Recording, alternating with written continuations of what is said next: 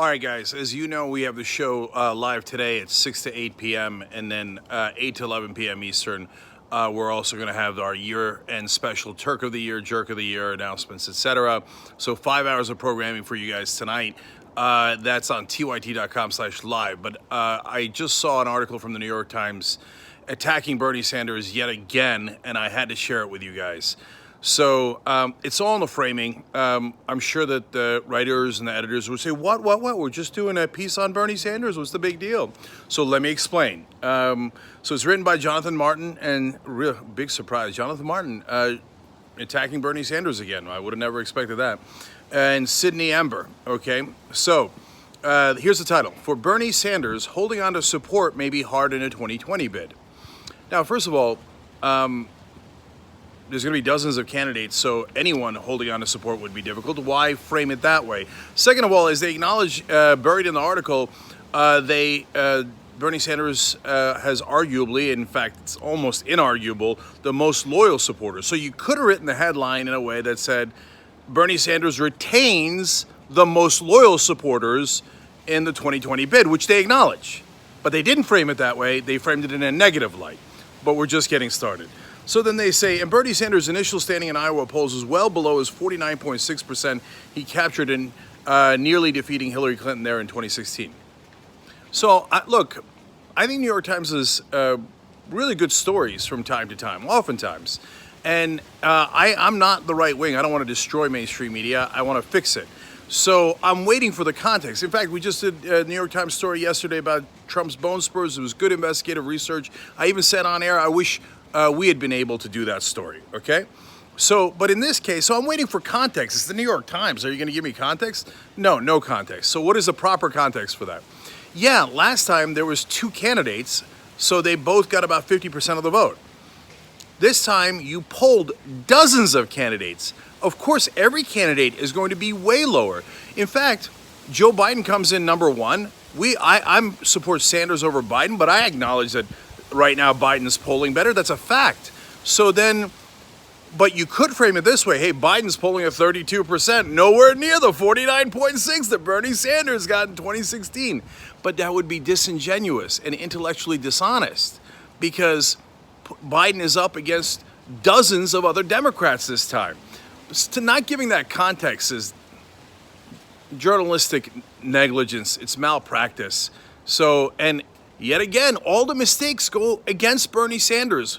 What a wonderful coincidence for this, what I perceive to be and what progressives perceive to be the status quo loving New York Times. Every error goes against Bernie Sanders in giving context or not. And then they say, instead of expanding his nucleus of support in the fashion that most repeat candidates do, they go on to explain that he didn't. Okay. Well, most candidates, as they explain later in the article, that are repeat candidates like John McCain and Hillary Clinton are establishment candidates. So they go and they accrue endorsements from other establishment figures and from corporations and from giant donors. But Bernie Sanders doesn't play that game. That's why he was popular last time around. That's why he's incredibly popular this time around. So you might want to give that context. But Bernie Sanders does not seek a lot of the other establishment Democratic or donor endorsements. That would be important context. It makes it seem like, oh my God, he's trying to suck up to Chuck Schumer, but he just can't do it. He can't win over his support. Another failure in giving context. Then they go to euphemisms about how, Bernie Sanders is too old. He's too old, man.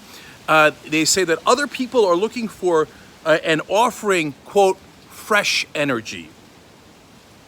Now, it's funny because I don't remember them writing articles about how Nancy Pelosi doesn't have fresh energy. She's just too old. You can't have her be a Speaker of the House and in charge of the Democrats when she's that old, and she has all that old energy instead of fresh energy. We should maybe give it to someone who's got fresh energy, like Ro Khanna or Rashida Tlaib or Ocasio-Cortez. I don't remember those articles.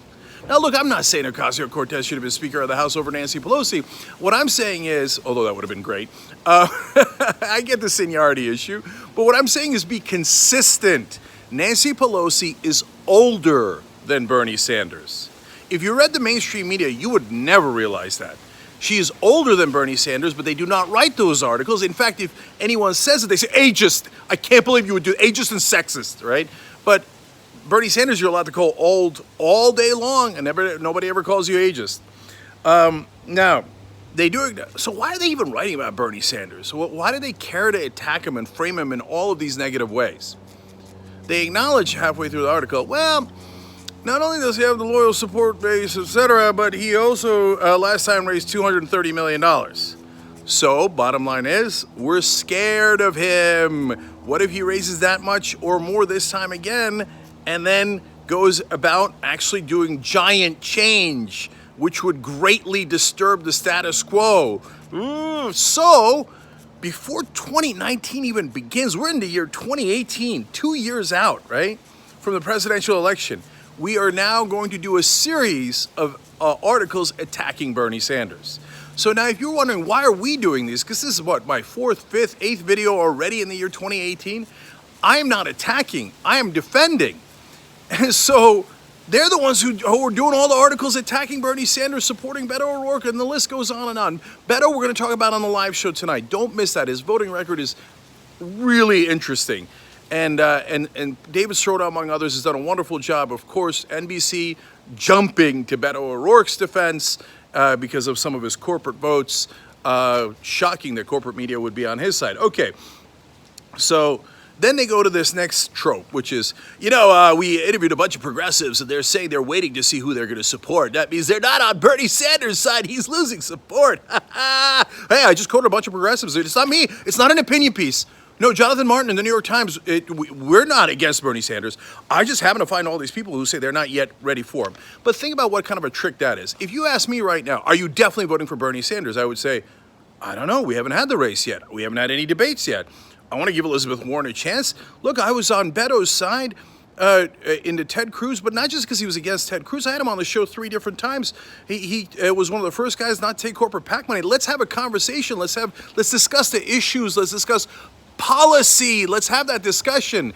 But now, if they heard that, they'd be like, see, Cenk Uygur not supporting Bernie Sanders. I'm writing a big article about how Cenk Uygur is not supporting Bernie Sanders 100%. But wait a minute. If you ask me, are you supporting Biden or Beto or Elizabeth Warren 100%, I would say, no, I'm not. I want to hear the issues, and I want to hear the debates, etc. So you could frame it any way you like. Once again, they frame it negatively against Bernie Sanders while pretending like, oh, well, all I did was ask progressives. Like, you don't know that trick? You don't know that trick, Jonathan Martin? And you wrote it that way? Please. Wait, did you ever write an article about how nobody's 100% on board for Kamala Harris? They're just not. I asked everybody, and they won't say that they're on board for Kamala Harris. They won't immediately say they're going to vote for her. Did you write that article? You did not write that article. Gee, I wonder why. It's all in the framing. So they're trying to, it's, because look, does Jonathan Martin hate Bernie Sanders? Does New York Times hate Bernie Sanders?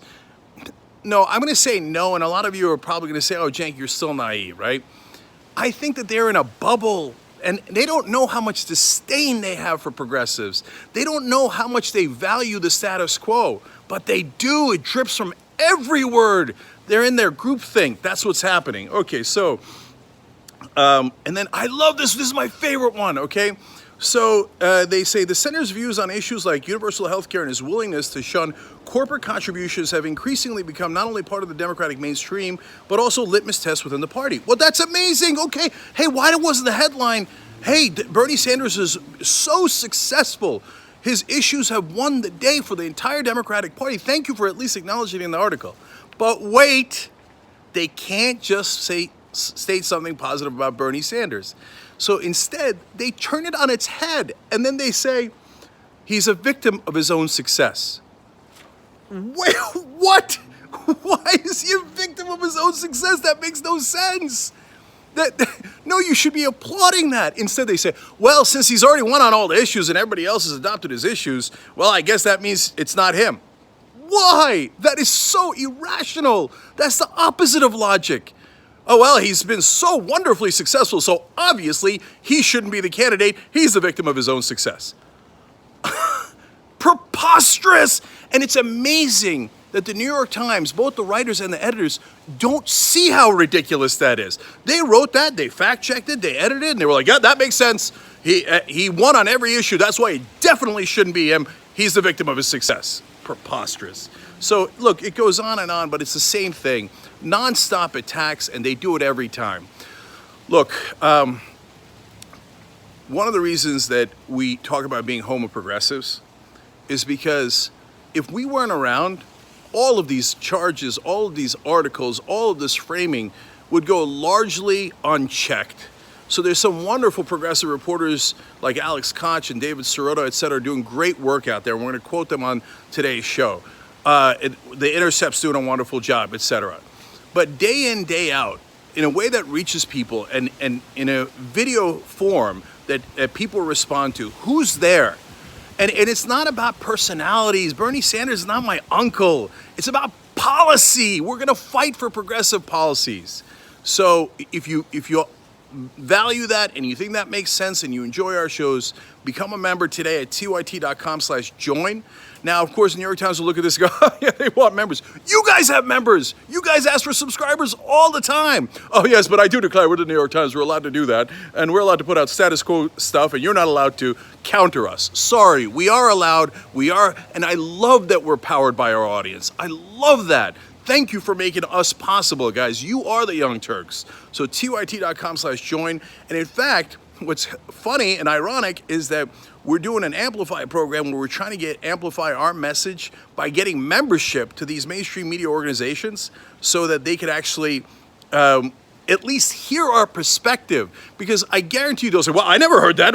Everyone I know thinks Bernie Sanders is a victim of his own success and can't possibly win, and he's the wrong candidate. Everyone I know, Jonathan, I know everyone you know thinks that. That's why you're in a bubble. So we want to get them TYT membership. If they don't want to listen, that's their problem. But they can't then complain that they didn't have an opportunity to listen to progressives. So right now, funny enough, up next is Washington Post, who wrote 16 negative articles in 16 hours, a legendary piece of attack against Bernie Sanders in the primaries in 2016. And then after that is the New York Times. So let's get them Young Turks membership. And so at least they have a chance to hear the progressive message brought to them by you guys. So in order to do that, go to tyt.com/media. tyt.com/media. You could contribute any amount you want, and as soon as we hit $1,000 for each of those groups, we send them 20 Young Turks memberships. If their editors and their writers want to listen, at least they will hear us. No matter what and no matter how much it bothers them, I guarantee you in these next 2 years, we will not be quiet, and we will actually defend progressive positions, and we will go forward, and we will win.